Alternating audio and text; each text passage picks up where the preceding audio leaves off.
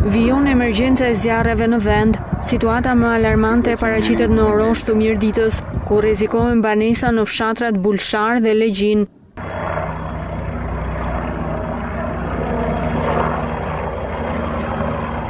Ndërhyrja në këto zona është mjaft e vështirë për shkak të terrenit malor, ndaj edhe operacionet janë përqendruar nga ajri. Në zonën e oroshit po vepron një helikopter i forcave të armatosura dhe helikopter të Viva Helicopters.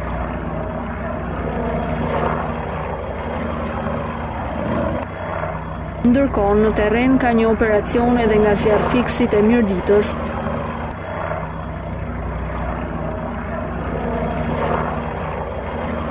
Situatë e vështirë paraqitet ndërkohë edhe në Velipoj, ku flakët e zjarrit janë vetëm disa qindra metra larg banesave të fshatit Rjoll, rrëz malit Maja e Zezë, por erërat e forta nuk lejojnë afrimin e tij, duke i zhvendosur flakët drejt majës së malit pa rrezikuar zonën e banuar.